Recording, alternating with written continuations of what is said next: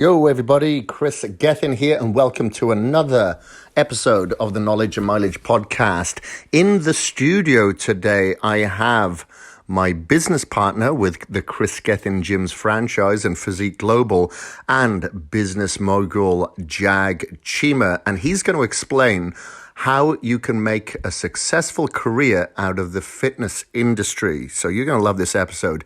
Before we jump into that, I want to remind you guys about my health, fitness, bodybuilding, and biohacking retreat that is coming up this October 9th to the 13th in beautiful Sun Valley, Idaho. So we're going to be covering everything: bodybuilding, biohacking, anti-aging, fat loss, supplementation, nutrition, absolutely everything for you to think and act and apply like a fitness professional. Okay, you're going to have an opportunity to train with me, get trained by me. I will be providing 6 seminars over the course of those days. And of course, you have access to the beautiful Zenergy Health Club and Spa. This is an all-inclusive retreat. You will be put up in the beautiful Limelight Hotel. All food is catered for. Absolutely everything. You just have to show up. This has proven to be very, very popular. We've already got a lot of people signed up, and we're only providing 32 spaces for this very inclusive and intimate retreat. So you can contact Derek, the manager over at Zenergy Health Club. You ask any question that you want, and his number at the Zenergy Health Club is 208-725-5384. You can also check out the link, which will give you the itinerary of events that will happen during this awesome retreat. Anyway, let's get back into this podcast where we interview Mr. Jag Chima. Jag Chima, great to have you here yet again, brother. Having a little bit of R&R in the Boise Mountains and some clean air. Now, you've got quite the schedule. You flew from London. You was in India just before that for a tour with Branch Warren and Sangram. Abhinav was over there as well. And then you're in London for a few days. Then you came over to Seattle. Now you've popped into a Boise for a couple of days. Where are you off to next? I'll be off to LA next. And then from LA, I'll be going to Denver, then Texas, and then New York, and then back home for a few days before we fly out to India. India, damn. Like, you spend a lot of time on the road. So how do you stay in shape now? You're on the road all the time. A lot of people use that as their excuse. They can't hit the gym. They can't eat well. But I know that you're following a different protocol with your nutrition right now. Do you want to share with us your tips on how to stay in shape while you're traveling, even though that isn't the meat and balls of this podcast episode today? I just want to touch on that for a second. Well, yeah, it's not the meat and balls of the podcast, but it's certainly an element. I've become very conscious of my mental health.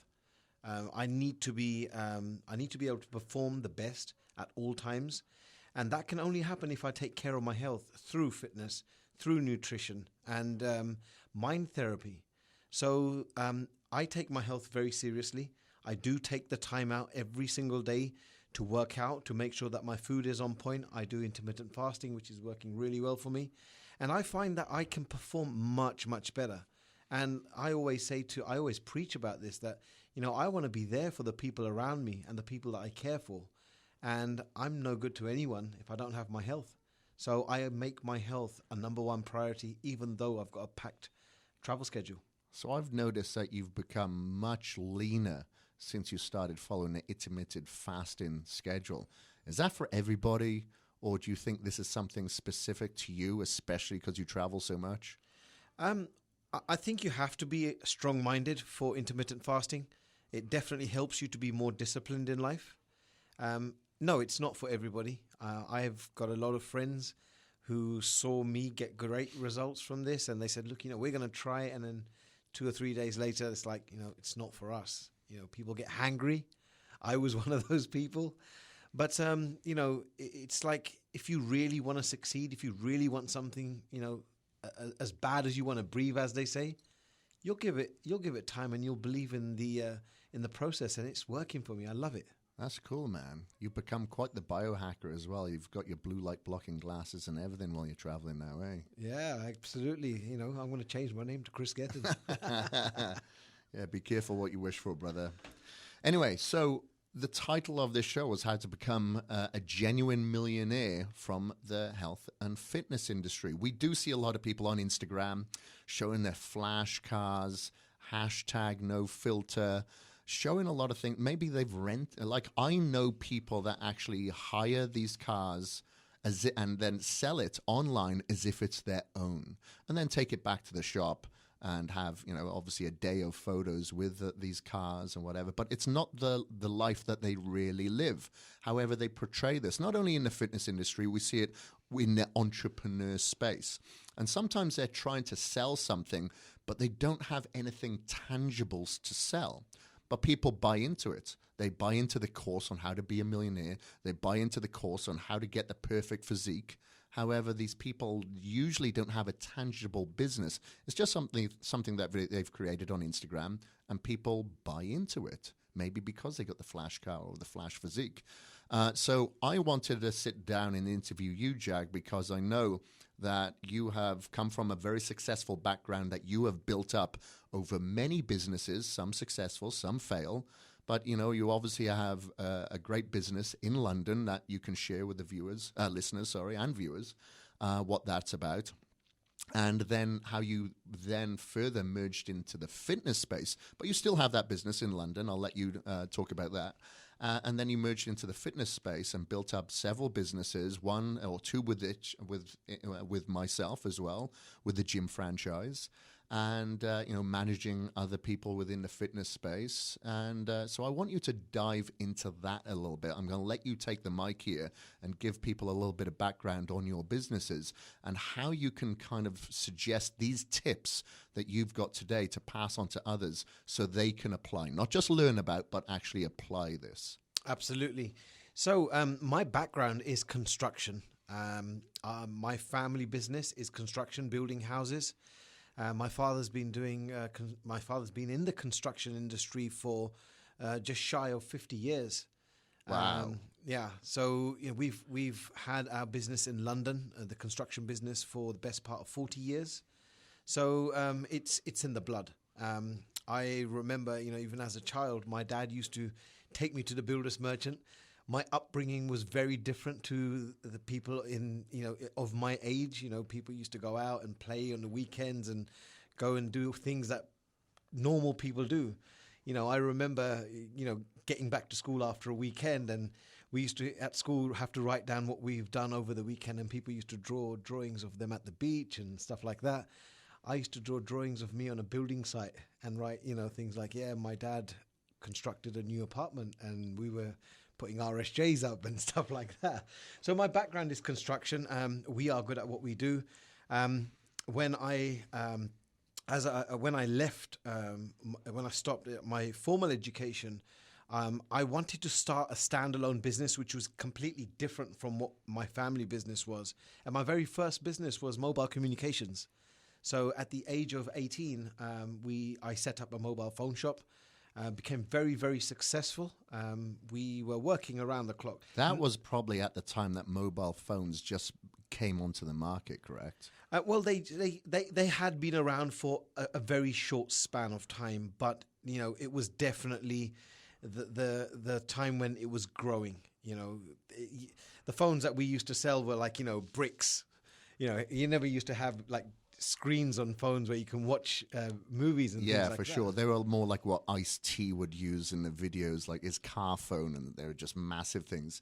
But then were you at that time when they were like flip phones as well, like the Razor and stuff like that? Absolutely. But I've always believed in innovation. So when I started my mobile phone business, I also started importing bespoke accessories for phones, cases, painted covers and things like that. We were the best in the area by far. We also started to supply other stores, and we also used to do weekend markets. We used to have 4 markets across London where we used to sell. So we became very, very successful. But I always look at the future of any business.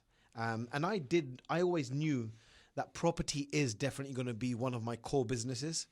The mobile phone business was something which I knew that didn't have a long future for me because, I wanted to be part of something which has got great growth. I don't believe that the mobile phone business was for me. I did it for 2 years.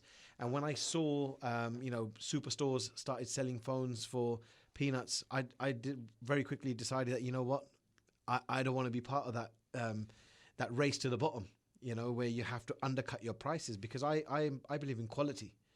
So I then decided to switch back to property, but then start different areas of property. So the real estate business, we started to rent properties for other people, as well as managing our own portfolios and also sell property.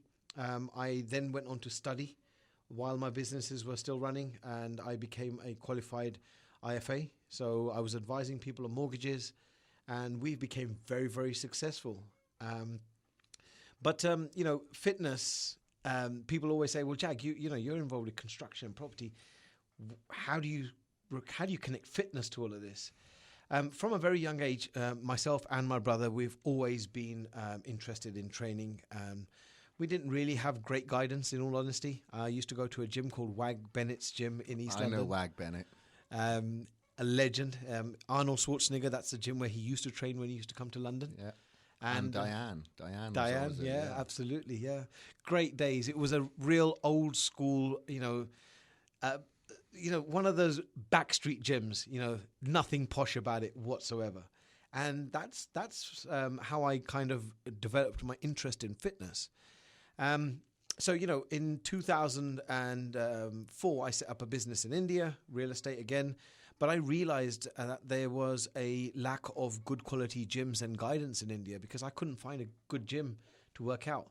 Plus, I could see people are doing things all wrong. They were using substances that they shouldn't be using. There's no guidance at all. And there's no kind of regulatory body where you have to be qualified in India. So, it was something which was a dream. I remember in 2004 sitting in my apartment in India and I thought, you know what? I wish I had my own gym here. And, as you say, you kind of invite energies into your universe. Yeah. And if you really want something, you really believe it can happen, it will. However, there was a long story short, 2008, I had a very serious motorbike crash in London. And I picked up your book. And Body by Design. That's right, yeah. So I started following the exercises from that, and I had an incredible recovery from my injuries. And they were so incredible that the doctors couldn't believe it because they told me that I would never be able to pick up a dumbbell. I remember waking up in the hospital after the motorbike crash, and I remember it was going to be chest day the next day. So I said, will I be able to go to the gym? And says, mate, that's the last thing that I'd be thinking about right now. But my forte has always been in developing businesses and creating good infrastructures and framework to run a good quality business. So I got to the drawing table and started to work out how I could use my skills and further develop my skills and do something that I really enjoy doing. The real estate business, construction. I developed a system where it was a system-run operation. I didn't really have to be there. And, just making money and seeing the numbers come into your bank account, it doesn't move my needle. It doesn't do it for me. I wanted to do something that I can wake up in the morning and say, yes, I'm going to go and do something that I love doing.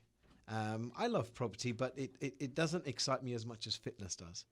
So 2010... I met with you and I asked you if you'd like to come over to India to educate people. And here we are today. Now we have a chain of gyms. We are rapidly expanding across Asia. We're looking to enter a lot of emerging markets as well as the UK, America, Canada. We have a company which we jointly found, myself and you, called Physique Global. We manage athletes. We develop brands. I've been responsible for developing some very successful clothing brands. I've helped fitness professionals or fitness influencers from earning just a few $1,000s a month to earning over $40,000 a month. Some of them now are earning over $50,000 a month.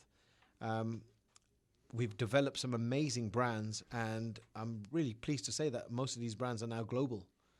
So, there's many tips that I can kind of give you, but, just from what I've told you, one of the tips that I would say is that, you've got to love what you do, and you really need to understand what I mean by that. If you're going to go and do a job or a business just because you can see someone else is successful doing that, it doesn't mean that you'll be successful doing it. If you don't love what you do, you will not be successful. I promise you that.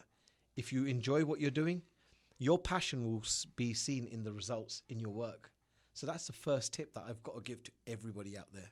Yeah, that passion and the obsession I find behind it. Like I remember, my father saying to me, wow, you are obsessed, with what I was doing within bodybuilding. And I think that led me to be able to take it to like the limits that I've taken it so far, because with that obsession, I wanted to learn more, and I was able to retain more. Then I wanted to share more because I'm obsessed about it. And I think with that obsession, it doesn't seem like work as much then. So you don't mind working late nights. You don't mind working weekends. You don't mind traveling all around the world all the time if this is your passion because you're obsessed with it. So I think that's a good point there. So if we're going to put these down into points, obviously there may be people that are listening. We've got the Kris Gethin Gyms franchise that's doing very, very well. The partners and the franchisees that are doing exactly what we are telling them are seeing a lot of success. So much so that they want to open a second, a third, and fourth facility. What about if people want to even start a gym? Or if they wanted to be a part of Kris Gethin Gyms or whatever franchise that is within the fitness industry, what do you suggest to those people? Because maybe that's a big picture for some that won't even go there, but maybe there's some listeners out there that's, like I started off with my very first gym in 2003. I really wanted to go there. So I'm sure there's some listeners that'd love to learn from that aspect of things if they were to have a facility. What would you suggest? Yeah, absolutely. I mean, although we have our own chain of gyms, we work with a lot of gyms around the world, and we help a lot of gyms. I just came back from China not too long ago, and I was speaking in front of probably around 350 gym owners from across the country over 2 events, and helping them to understand how to increase sales, how to improve the quality of the service that they offer.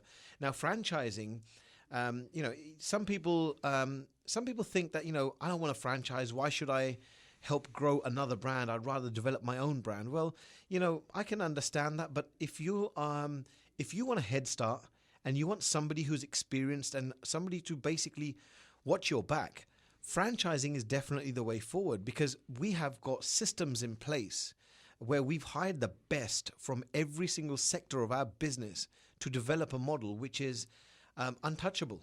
Now, you mentioned that, we've got businesses that have been successful and some businesses fail. We recently retracted a franchise, a Kris Gethin Gyms franchise in Hyderabad. Now, this franchise was extremely successful, but the franchisee decided that he wanted to implement some of his own ideas, which we had not approved.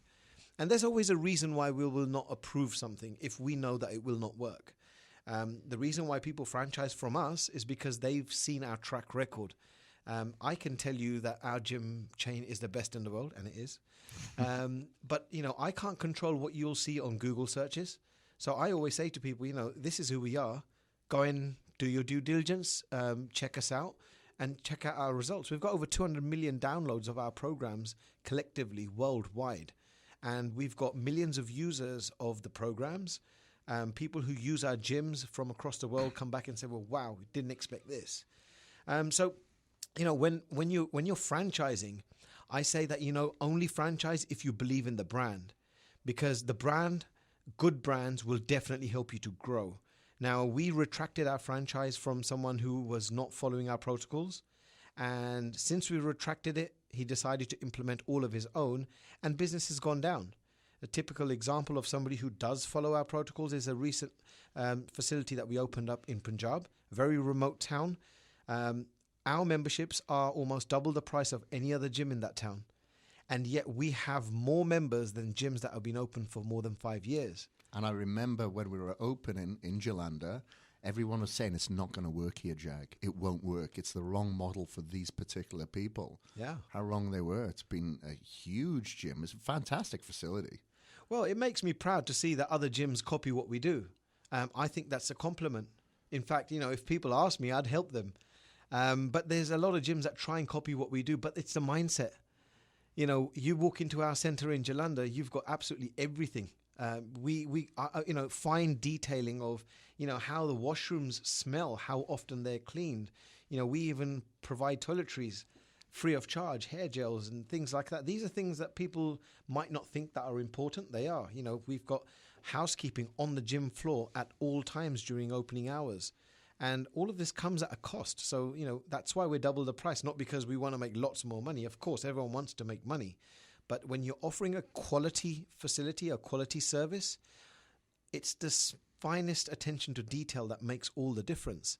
So, I always give advice to anybody in the fitness industry that, whatever you do, make sure that you focus on the quality rather than the quantity. You'll be able to charge more for less. Less is more, as they say. Mm-hmm. I see a lot of gym chains that open lots of centers very quickly, and they close them down just as quick. Yeah, and those facilities, not bagging on other facilities, but obviously we go to other cities and we train in those gyms, and a lot of them are just packed. Like they are rammed full because they're just trying to get as many memberships within those facilities as possible, but within, and again, not trying to talk up our own gym franchise, but we have a limit of those numbers that come in through the doors because Absolutely. You want people to feel like they have enough time, space, that they can get onto the equipment and have a good workout without bumping into each other and being in a sweatbox. Absolutely. You've hit the nail on the head. Like what ends up happening with facilities around the world is when people feel they're not getting results and a new facility opens up, all of a sudden members decide to move to the newer gym. Fresh paint, brand new equipment. All of a sudden there's this mindset that maybe I'll find what I was looking for from this facility. But then after a period of time, they realize that, hold on, I'm still not getting what I want.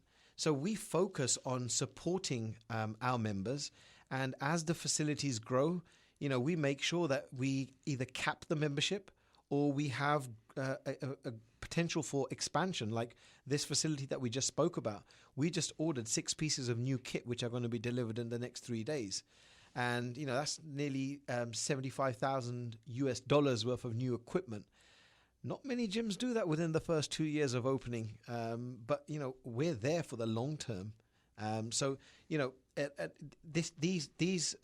These protocols are extremely important for growth. Yeah, and the feedback that you get from the members is very important as well. Like obviously Branch Warren just came from there, and we have people, which is great. Like Branch Warren, Ashley Horner, Roger Snipes, Ulysses have been to the facilities, all going there and having great things to say about these gyms. And that goes a long way. They're not just saying it to blow smoke up your ass, because the attention to detail that you've done on the architectural design, like I'm very thankful that you come from a builder's background because you see a transformation within a facility I don't see. Like just for the viewers and the listeners to understand, we will go into a bare cement block and Jag will see something that I don't. I'm like, this is not for us. But he sees it. He has a vision. But then when the next time I go in there and see the architectural detail and design to the facility, it's like, wow, okay, now I understand it. Absolutely. And that brings me on to the next tip, which is, don't be a jack of all trades and a master of none. I'm definitely not a transformer. I definitely don't have the knowledge that you have when it comes to be able to help people to transform, to live a better quality lifestyle. But I partnered with the best because I know that I need to work with the best from every area where maybe I don't have the knowledge. Like you talk about the design. I wanted to be able to implement my ideas to fit the contractors' requirements for that part of the world because they build differently in India, they build differently in Dubai and the Middle East, Kuwait, and even in the US. So what I do is I work with the best design teams to help me to implement these ideas. I work with the best equipment manufacturers. And of course, with your knowledge, we put everything together and make sure that all the boxes are ticked. So, that's a second tip. If you want to be successful, hire the best. If you're not good at something, allow somebody else to step in those shoes and do the best, because that's the only way that you'll be successful. I always say to my teams, whenever I do any kind of training, is that if I feel that somebody could do my job better than me, I'm going to step down. And there's no way that I'm going to allow that to happen. And that's my motivation to keep learning. Like you say, if you're passionate about something, it will give you a drive to kind of keep learning and evolve. You're the Wolf of Wall Street, dude. Oh, man. I love that movie. Hustle. Right. Okay. Yeah. And I totally get that as well. Surround yourself with people, that are the master of those details, that are the projects, delegate that out. Like quite often I surround myself with people that are much smarter than me, which isn't hard to do. But I'll do that if I do not know that. I don't know that much about computers. You know what? I'll delegate that. Maybe I'll ask my millennial fiance to help me on how to use Microsoft Word, But it's a lot of people do not recognize their weaknesses, which is their downfall. And I always suggest that people go out and read Eckhart Tolle's book, The Power of Now, to leave your ego at the door. You don't have to walk around with a testosterone-filled ego to say, I can do that better, but then you fail. Delegate it out to somebody who really knows that and recognize that you're not going to be a jack of all trades. You just cannot. Maybe you can excel when you're doing an accumulation of things, but if you don't excel at that one thing, delegate it out. Absolutely. And this goes for any business. If you're in the fitness industry, it doesn't matter which area you're in. Even if you're an online coach, a personal trainer, you should hire the best. So if you're looking to create content for your online platforms, for example, maybe hire a good quality editor, because believe me, you may be good at creating the details of the content, but you'll need a good editor to maybe make it look as good as the kind of quality of education that you might be trying to deliver. So, you should always try and hire the best in every sector. There's quite a few other points that, I'd say that are important for you to be successful. And, this doesn't have to just be the fitness industry, but, as I said, quality over quantity. A lot of people try and do as much as possible, and usually the quality is not as good as it could be if you had focused on a few things at a time. And I think that's one of the biggest problems in this industry. Too many people are trying to do too many things all at once. Avoid distractions. When business isn't good, usually what you try and do is try and find other people that are doing well and think that, the grass is greener on the other side. And 9 times out of 10, it's not. The grass is always greener where you water it. So avoid any kind of distractions. Don't worry about what other people are doing. People always say to me, Jag, competition, those other gyms are charging less than you. So, well, good luck to them. When we open up gyms, a lot of gyms decide to drop their rates. I'm not about to drop my rates. I'm going to increase my rates. Why? Because if I believe the quality of what I'm going to deliver is the best, then I'm going to charge. Why should I drop my rate? No one else is going to come and value you more than what you think you're worth. They're going to value you less because everyone wants a deal. And that's why things that are harder to get usually create a higher demand. So, quality over quantity is really important. Developing a good quality team, that's key. That's the backbone of any good quality business. That's the infrastructure right there. Absolutely. And we spend a lot of time, resource, capital on focusing on the personal development of our teams. Now, most people will say, well, why do you care on if they develop in their personal lives?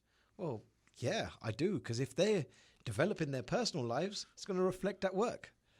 Interrupting this show to make a quick cup of coffee using Laird's Superfood Creamer.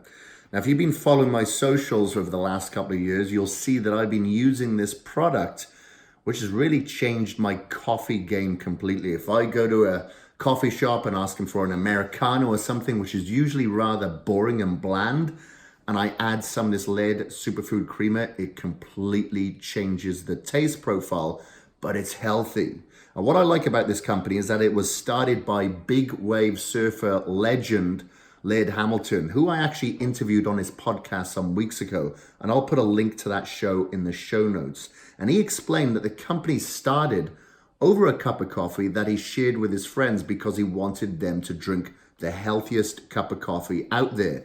And they absolutely loved it. So then what started out of a very authentic way of sharing this, it turned into a business. And just take a look at the ingredients. Laird Superfood products are made using only the highest quality, all natural, whole food ingredients. They don't use any extracts, fillers, gum, synthetic vitamins, artificial flavors, or lab-made ingredients, which makes it my go-to for every coffee that I have. If you want to try Laird Superfood Creamer for yourself, use the code GETHIN20 to receive 20% off your first purchase. Just your first purchase, so make sure it's a big one. All you got to do is go to lairdsuperfood.com, and again, I will put that link in the show notes. But until then, let's get back into the show. So we spend a lot of time on training our teams on how to develop, help them with personal problems, help them to get a better mindset so they can be more productive at work, because ultimately, we still benefit and we retain a loyalty. We have the lowest turnover of staff compared to any company in this industry. And the reason for that is because we give more than we take. Yeah, and I think that's the one valuable thing that a lot of companies today don't value, and that is giving more than what the customer's actually paying for, giving them more value than what they pay for. And like you said, if you're charging more, well, of course you should be given more value. It doesn't mean that you're charging more to take more margin. Far from it. Like you said, it's investing in more equipment, more staff training. There's competitions that we have within the facilities, which is fantastic. Like I loved the last time when I was there, or the time before actually, in one of our gyms, and we had various competitions going in, and there was awards going, and there was like a female competition. They had recipe competition. There's a cricket competition, strongman and strongwoman competition. It was fantastic. Putting those events, they cost money. Okay, it's investment, but it's investment that has a great return because you're providing more value than you are at other gyms. We do the same thing with the supplement brand, making sure that we give more value the whole time. But focusing on that quality over the quantity, like you said, we're not a promotional company, and you should not be a promotional company, because that's only going to devalue you, and it's only going to go one way. People are going to expect that lower grade of service because you're promoting as such.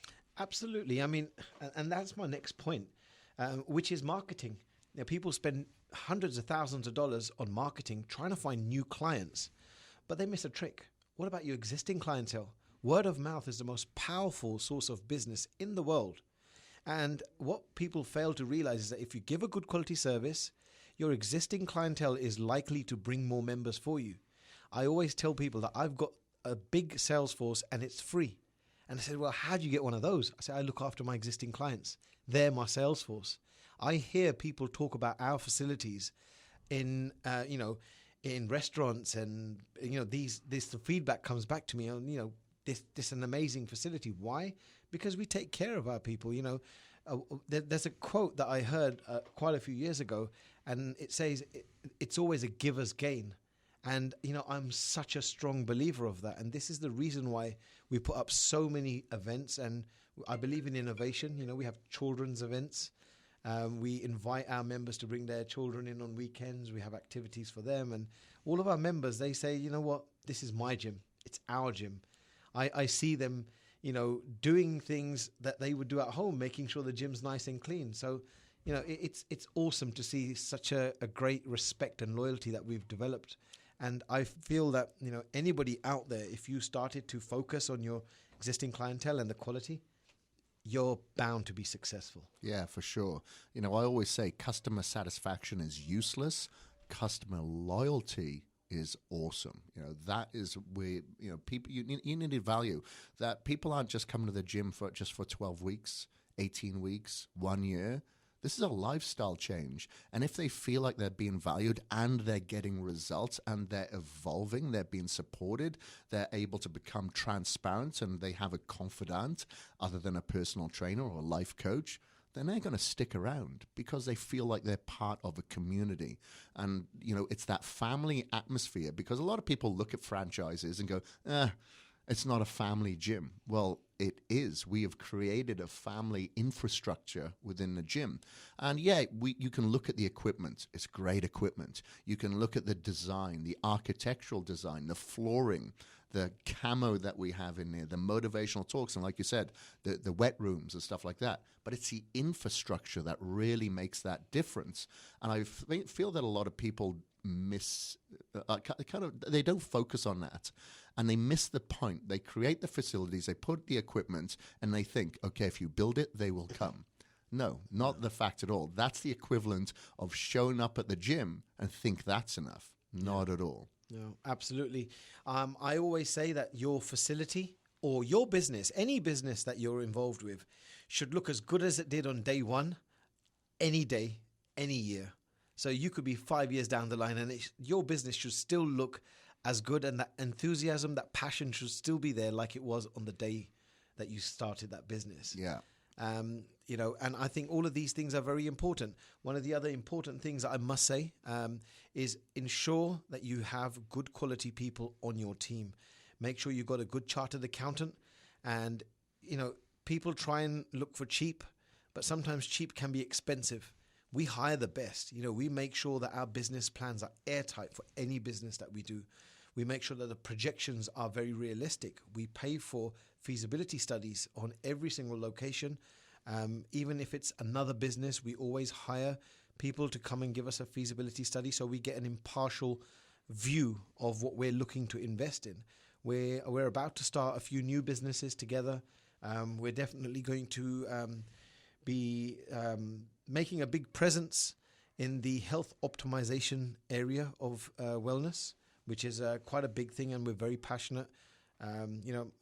Myself and Kris, we've been talking about this for quite a while, and there's been almost 18 months worth of work that we've been doing behind the scenes, and hopefully soon that'll be surfacing. We have around 2 other product-based businesses that we're going to be launching quite soon as well. But, the bottom line is that the foundation always has to be solid, and we believe in patience. We never rush anything at all. We make sure that, if we're about to launch something, you only get one shot at making a first impression. You don't get a second chance at all. So a project which could take 6 months, I'd rather take 8 months to a year to launch it, and make sure that it's even better than what we anticipated. So these are just some of the tips that, I could give. And most of them are very obvious, common sense. But I see people get very excited very quickly and try and rush into things without thinking. Yeah. They rush to market way too quickly. And I don't know whether to blame, the culture of today or Instagram. People want those Insta results. Who knows? I don't know. But what I see is, for instance, somebody could see you launch a business and then think, okay, that was a great idea. Or I've just got another idea. I'm going to rush to it and be first to market.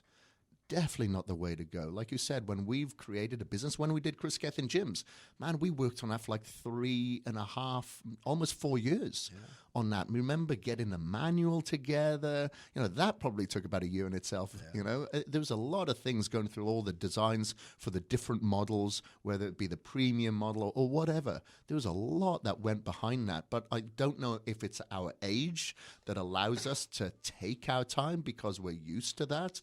But you have to cross all your crosses, your P's and Q's, absolutely everything, to ensure that you have all that attention to detail, because that time and money invested isn't going to lead to an expense later on, which a lot of people do. Maybe they have to close down. Maybe they have to pay more than they should have because they didn't do their due diligence first and took their time and acknowledged patience. Absolutely. I totally agree. I mean, one thing that I will kind of leave everyone to think about is social media. Don't believe everything that you see. We have a media company, Physique Global. We help to market companies. We develop brands. So I understand social media very, very, very well. And what you see on Instagram is not always real. People don't live what they post. They don't post what they live. They post what people want to see. And, I see a lot of entrepreneurs who are extremely successful, don't have a big following at all. Why? Because they post the real stuff. I was going to say something. The real shit. The You can real say shit. the real shit. Yeah, they were going to post the real shit, like, how you struggle. If I was to post some of my daily routines, most people wouldn't want to know. I've worked 24-hour days. I've had to kind of sit in meetings and avoid going to the washroom because my meetings are so intense. Missed meals and, sleepless nights, early morning flights. Nobody wants to know about the struggle because it's hard work.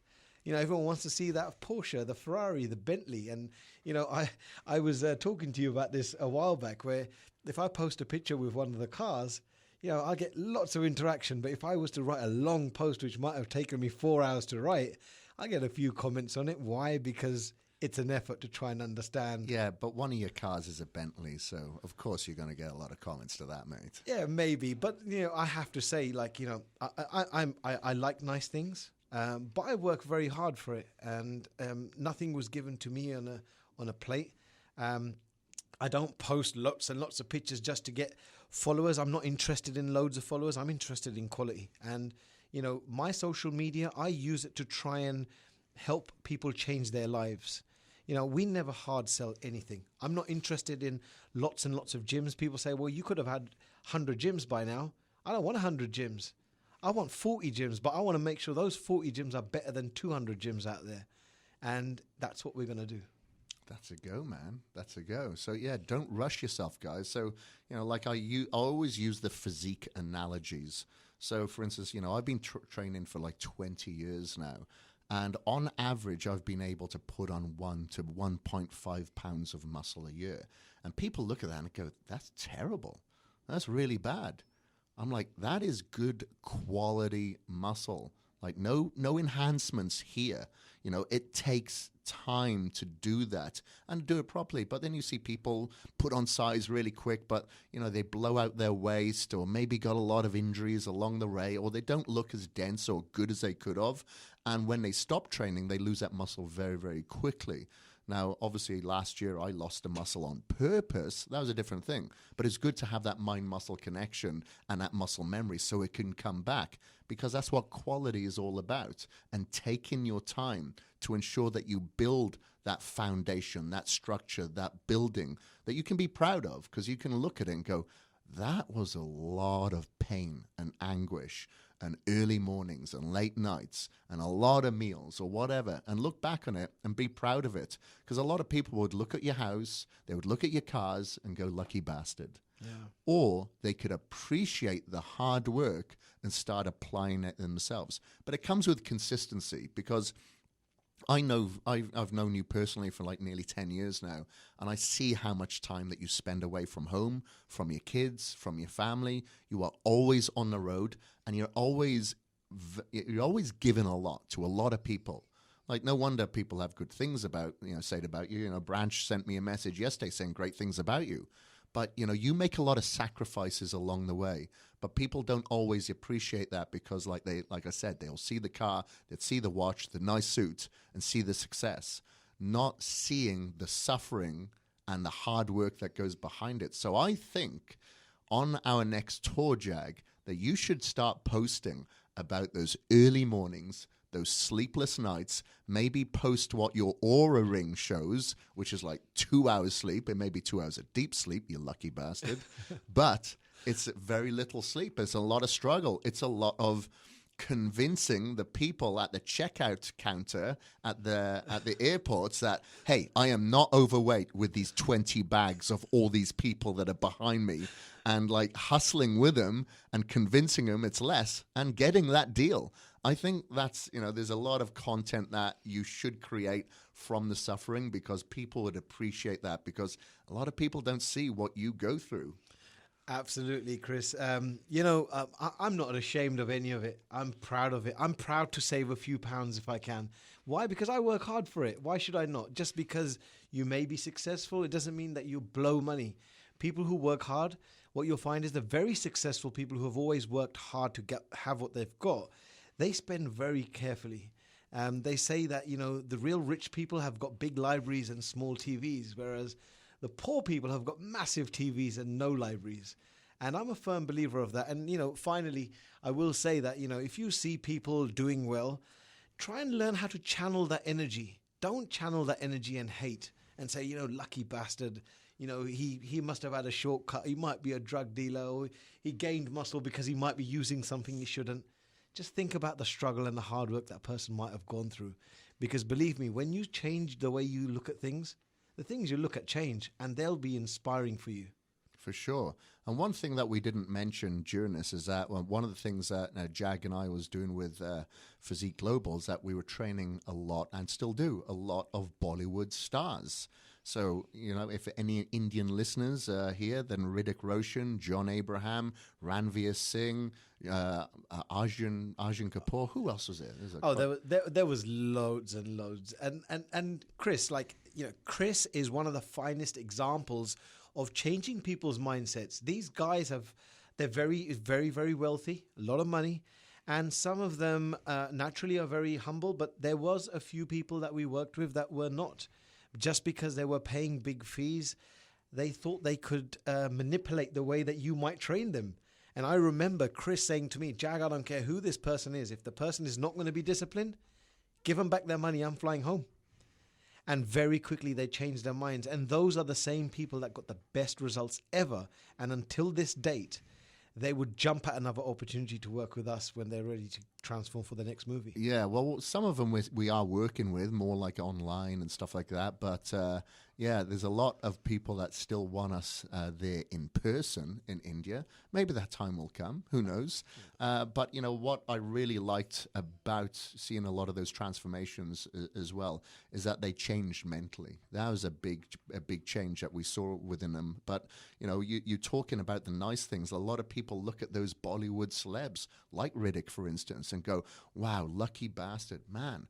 That guy worked hard. Like, he was working on set as a kid when Shah Rukh Khan was already a famous actor, and he was sweeping up. Hrithik was sweeping up, and he was like helping his dad, who was directing the movies. Like, he started from the ground up. He didn't have anything handed to him, and actually seeing him work, seeing that him, working 6 months straight without taking a single day off. Even at the height of his fame, he could retire now, but he still pushed it hard. But a lot of people don't see that. They don't see the hard work. They just see the movie and all the stardom that goes with it. But these people are very humble, and behind the scenes, it's very inspiring to see what can come of hard work, but smart work. Absolutely, totally agree. Anything worth having definitely requires hard work. And, with these transformations, I'd just like everyone to know, a lot of people used to say to us that, Hrithik Roshan, he's an actor. It's easy for him to get that type of physique. This is one of the reasons why we started Kris Gethin Gyms, and one of the reasons why we have our seminars around the world, because a lot of personal trainers attend our seminars, learn protocols from yourself, learn tips, tricks, and actually understand how to work more efficiently for their clients. And now we've managed to transform a lot of normal people who are not celebrities, maybe businessmen, people who have a 9-to-5 job, and they're all living a healthier and fitter lifestyle. We've got a couple in one of our gyms. They're 80 years old. Oh wow! Which gym was this? In Kukatpally. Oh really? Okay. So in one of the gyms in Hyderabad. So they train together, and they are so thankful because they have an amazing ambience, and they said, we have less aches and pains now, and they enjoy the time. So it's really inspiring to see that, from very young people to senior citizens, everyone's being inspired by the kind of work that we're doing at the moment. That's awesome. That's cool. All right. Well, thank you very much for joining me here again, Jag. It is time for us to go out and do our cardio and get some food down us. And then I'll be joining you very soon in India for another tour of the gym facilities and some more seminars. So I'm looking forward to a couple of weeks of sleepless nights. Absolutely. Wouldn't expect anything else from you, Jag. Leave your Oura ring at home. Yeah, God, he'll blow up on me. All right, guys. Well, thank you ever so much for listening in. This is the Knowledge and Mileage podcast. Until next time, we is out.